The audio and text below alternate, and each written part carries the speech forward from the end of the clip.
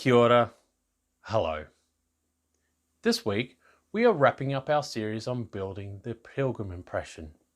We will cover each of these items that we have constructed, some of the construction techniques, and how we found they performed, and what we would like to improve in the future. As you can see, I have invested in a new microphone, so that will address the audio quality of our videos. We are always looking to improve our content. Sadly, the microphone will not help with my inability to pronounce words coherently on camera. If you follow me on social media, links down below, I'm writing up full updates on the items and the recipes for any special concoctions used for each of these items on both Facebook and Instagram. This will be a summary in this video, so pop over there to get an in-depth rundown on those constructions.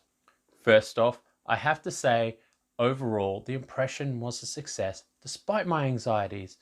With a 3-week planning, research and construction phase, I'm amazed we pulled it off.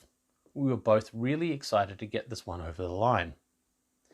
If you have not watched the first couple of videos in this series, I'll link them down below for you, as well as any sources relevant to this video. Now, onto this video. First up, the staffs. Whoa. Of which we have 2. Can you guess which one is the prototype? Get them in frame for you. These were made from ash. They are 1.5 meters long. I would have preferred to have run these on a pole lathe. But I do not have one, so I tried my draw knife next, which worked, but was really hard going and put a lot of strain on my back. And it took too long as well. So in the end, we ended up carving out the knobs with a chisel, and then using a grinder to shape the pole, and then finish them up with a plane. These were far too short in hindsight, and I would have needed at least another 50 centimeters or more on them, and that would be about 1.5 feet to be getting near accurate height. We still have to make an iron foot and then paint these to be finished.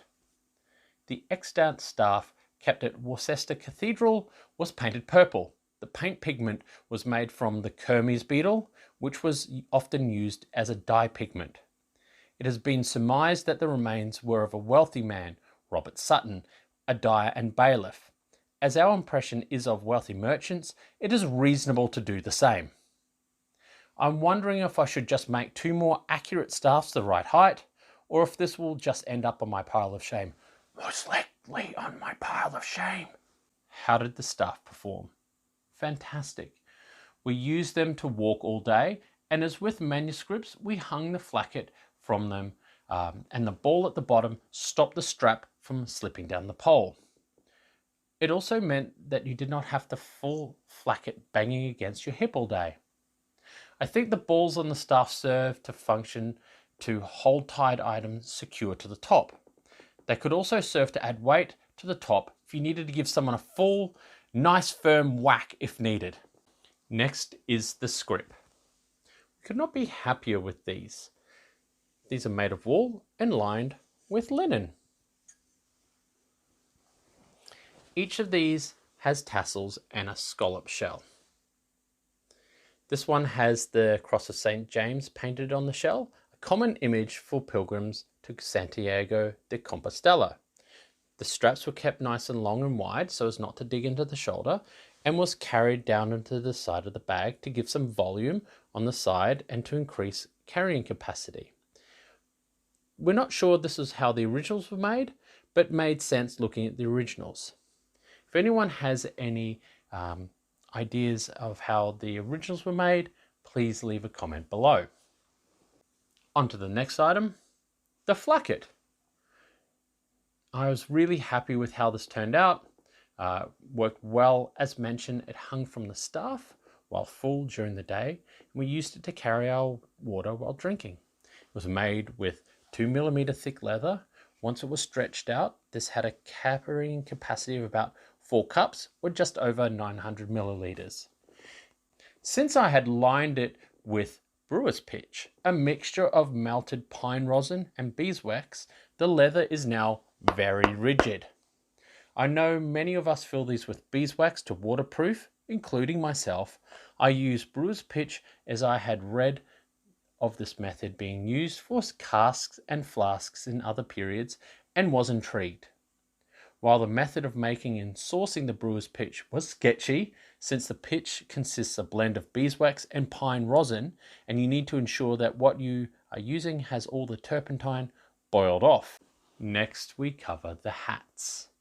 These are both wool felt, which has been shaped, then stiffened with milliner's shellac. This is as it sounds. It is shellac, which is brushed onto the wool felt to stiffen it. There is some evidence of shellac being used in Europe in the 13th century, although maybe not as a stiffening substance. That said, wool felt does not hold its shape due to the shape of the fibers, unlike, say, rabbit felt, which is often used in millinery today, as the rabbit hairs, no pun intended, wrap around each other in the felting process. Wool, however, will bind and overlap, yet will relax with mechanical manipulation. Hence, a floppy felt hat. I believe that medieval people would also have used a process to lend stiffness to the wool felt. What this process was, I am not sure. We have not yet done much investigation on this process, but for all those bicockets and pilgrim hats, something has to be keeping their shape. We have sewn on the shell on these hats, of course, to match accounts and images. As well, we have some pilgrim badges on this one. This matches accounts regarding the collection and display of pilgrim badges by pilgrims to show how many pilgrimages they have been on. On to the next item. It is the leather Alms purse. It was not covered in our original video. In fact, in the great tradition of all reenactment events, this was cut out the night before and sewn in the car. This one is a complicated matter. The book in which it was reconstructed from, Dress Accessories 1150 to 1450, states the original was finished with silk tablet woven edges. On construction, the number of stitch holes in the illustration does not allow for a tablet woven finish on the edge, although I think this will be revised in the future with more experimentation to achieve the result. Some cursory research on other leather arms purses has led to some interesting results. We have instead completed this with a simple linen thread. This purse is very different to a much more elaborate armoniere. There is a stark contrast between this and, say, this purse, which is a reconstruction of a reliquary purse. The alms purse's function is to keep money in to provide alms to the poor. In context of the pilgrimage, almsgiving is important as the pilgrimage is an act of penance. Almsgiving was also tied to the concepts of love and confraternity, which are important to medieval society. For more on confraternities, link above and below. The alms purse is not something I've done much research into. As with all items for this impression, I've only brushed the surface and really feel like I need to revisit this in a later period. So there you have it. All items that we made for our impression. This has been an interesting process to get an impression research and build in such a short amount of time. If you ask me if I would do this again, I would probably say no. Would I do it again? Most likely. I'm always ready to take on a challenge, no matter how ridiculous, a really bad habit of mine. Speaking of bad habits, I've been promising some videos recently and not been getting to them. Now this impression is at an end, I will be jumping back on the Rise of the Middle Class series as well as Life in the Medieval Cities series. And we'll be keeping on those much loved medieval sewing videos. Oh, hi, I didn't see you there. Means you must have enjoyed the video. So like, comment and subscribe. And remember, stay safe, have fun, and keep reenacting.